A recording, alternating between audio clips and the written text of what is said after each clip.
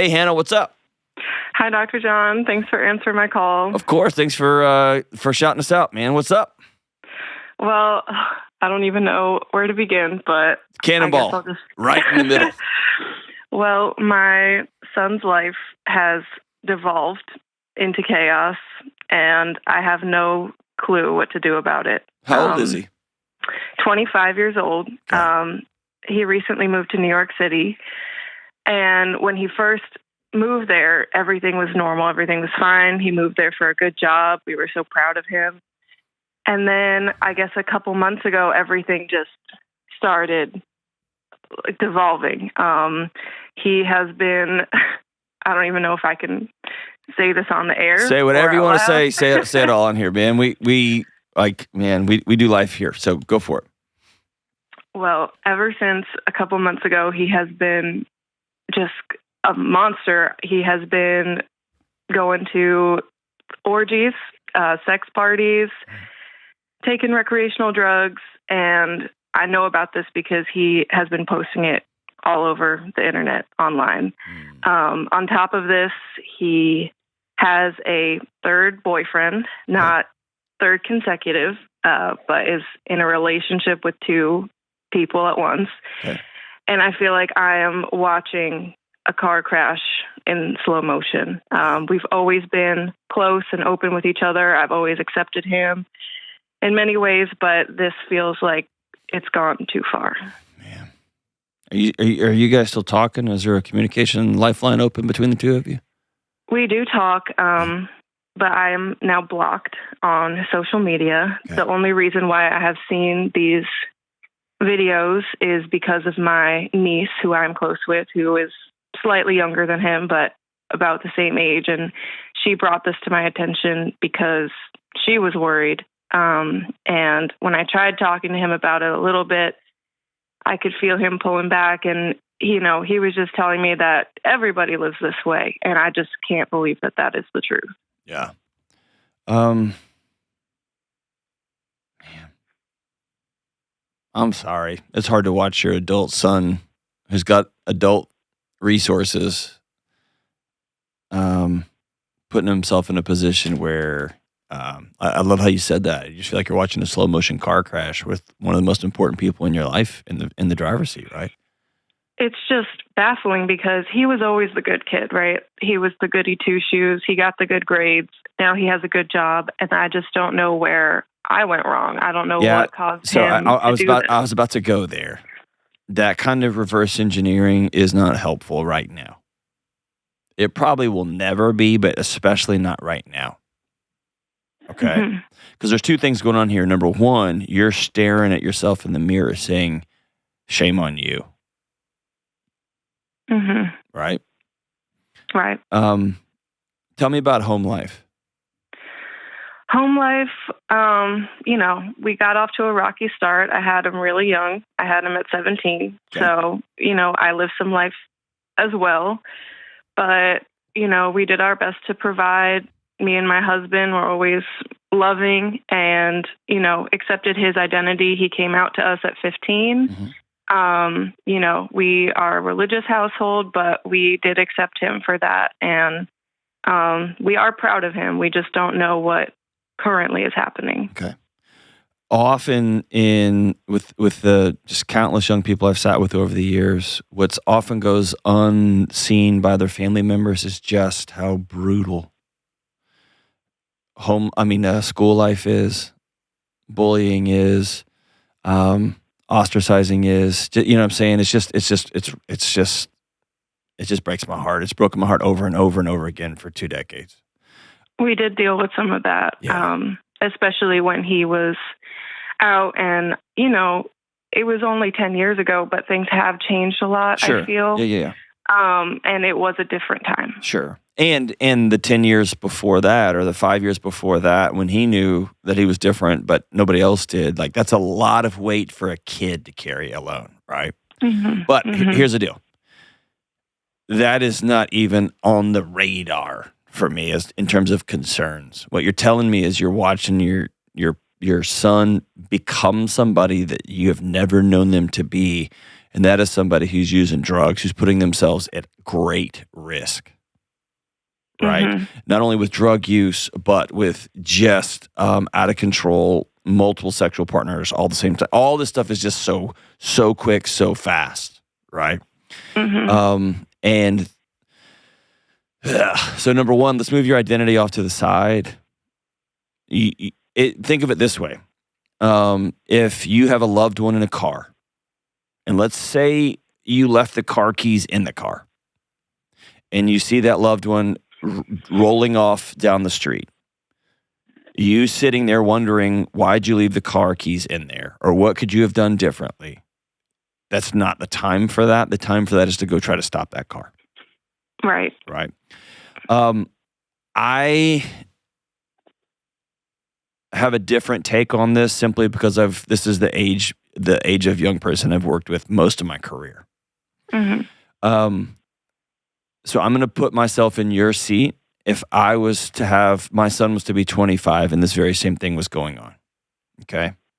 Mm-hmm. I would put in writing, I'm coming to see you. I'm coming to visit you. And I don't care right now if y'all can afford it or not. This is your kid. Mm-hmm. And I want you to have a specific date and a specific time. I'm going to meet you at this coffee shop at this time. Okay. I love you, and I can't wait to see you. And then I'm going to start peppering over time after this initial conversation. Here's that conversation. It's just going to be me looking across the table at my son. And I don't know about you. I've got one, my only son. And I'm going to say, I need you to look at me. I love you. And you can always come home. Okay. You can always come home. Oh, Mom, things are going great. I know, but I need you to never forget the words that are coming out of my mouth. You, my son, can always come home. Now, when he gets home, you can't use drugs in my house. We'll cross those bridges later. But you can't make a 25-year-old do anything. So now you have to rely on persuasion. You have to rely on love and connection. That was my fear because when I tried talking to him, I was just thinking to myself, I don't want to push him away. Well, I would throw that fear away. The only thing I would avoid running in and judging him. You know why? Because he's judging himself. He knows. He knows. Mm-hmm. He knows. Okay? So you adding to the chorus of that painful voice in his heart and mind is not helpful. That's where we'll get to the, hey, you can't do that in my house. We'll get to that stuff later. Right now, it's about saving somebody's life. You can come home.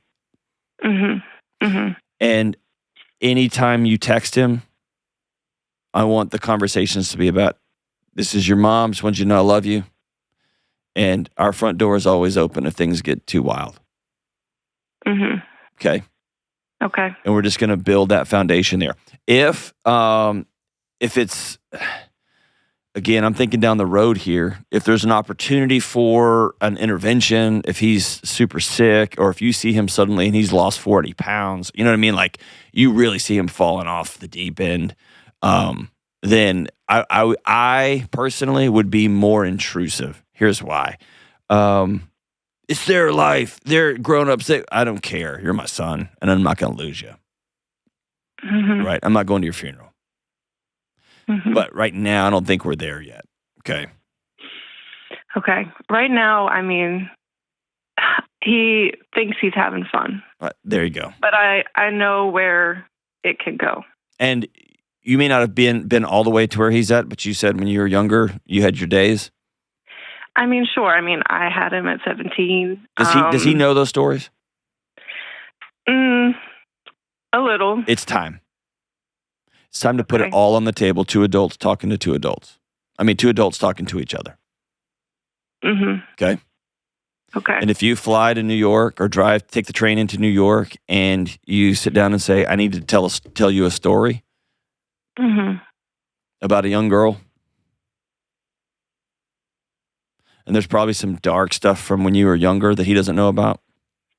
Mm-hmm. It might be time to put all that on the table and end that with, I love you and you can always come home. Right. The door is open. Always. I'll never change the code on you. Okay, weird mom. Thanks for sharing me. Okay, I just need to tell you that. And look at him and say, I'm your mom. And until you block my text messages, just know I'm going to tell you on a regular basis that I love you and you can always come home. Right.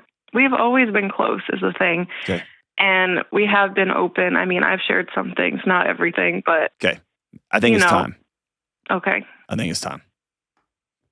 And here's the deal. There's going to be a night when he's spun up and he's exhausted and has a moment of clarity, a moment of lucidity, and your voice will ring true in his head. Right. Okay. And if you if you have this conversation, really it's putting a stake in the ground. I'm not giving up my connection over you. And by the way, there's going to be jillions of people watching and listening to this. Don't read the comments on this, okay? Because there's going to be some pretty hurtful people saying, you need to just cut him off and what. Right. That's people who've never sat with a hurting kid. Right. I mean, that was my husband's initial reaction. And I said, no. Yeah. No, and by the way, you can't keep doing what he's doing. Right? I mean, it's not safe what he's doing. He's putting himself in, forget the morality, he's putting himself in horrific danger. That's it. I just don't want him to, get addicted or get a disease or worse. Exactly. So putting some of those things on the table, y'all might have some places where y'all bond. He might have some stories for you. And maybe you ask, I'm going to tell you my story. I just want to know, like, what was life like when you're 15 and you're 14? Mm-hmm. And maybe he'll open up to you a little bit. We're just looking for as deep and as powerful of a connection as we can have. And in some ways, it's reconnection because y'all are both adults. Right. I'm just concerned about the environment, too. Like, what is the environment he's in that tells him that this is normal behavior, that this is what everybody's doing? Anytime a 25-year-old tells me everybody, 40-year-olds tell me everybody. 50, 80-year-olds, everybody. No, they don't. That's one of the, that's coaching and counseling 101 is when everyone says, okay, name them. Who? Because it's not. Mm-hmm. It's not. The percentage of people who actively participate in multiple orgies is virtually nil. It just is, right? And so the people who participate in just rapid onset, dramatic, hard drug use, there's a fair number of them. It just doesn't last very long. Right. I mean, he's always wanted to go to New York City. There you go. And when he's here. Finally, yes, and we were, supportive, but I think it's just all at once. There's a lot out there. Yeah, that's right. And so I think it's about reconnecting. And if he gives you insights, well, what do you think, Mom? Mm-hmm. I think you can say things like, I'm watching my baby boy die right in front of me. Mm-hmm. And I really, really am not interested in burying my son. Right. Right. That's different than, you shouldn't be having sex before you're married. That's a different conversation. You get what I'm saying? Right. Yeah, this isn't about you not approving of his choices. This is about you watching your son engaging in some really quick onset of truly destructive behaviors all at the same time. So yeah, I've recommended parents for years, go see your kid in person. If on the off chance he won't see you, sounds like he will because y'all have been close. If he won't have coffee with you, if he won't have breakfast with you, if he won't have lunch or dinner with you, then it may be time to send a letter. But I want to continually offer this refrain, you can come home, you can come home, you can come home. I don't care how old you are. And we'll deal with the quote-unquote judgment of the behaviors later. And by the way, for anybody who thinks, I'm just going to cut him off, you probably haven't buried a kid. And I've sat with moms and dads who have. And I wouldn't wish that hell on anybody. Anybody. Whew. And I have not met a young person in this situation that doesn't know they're over their head. I'm sure they're out there. I'm sure I'm going to get blown up by 25-year-olds. Like, nah, bro, this is cool. We're just doing our thing. I haven't met one who doesn't like, no, I'm over my head. And the only thing I know to do is the next crazy thing. And then the only thing I know how to do after that, to wallpaper over how I feel, how hollow it feels, or the dopamine smash, when the body reacts with the pain on the other side of that teeter-totter.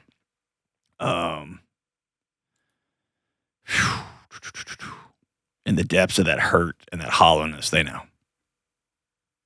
So we're going to extend a hand. We're not going to extend a fist. Blessings to you, Hannah. Man, we'll be thinking about you guys. And dude, you want to do something wild, have your son call me on the show. I'll do anything and everything I can to help him out.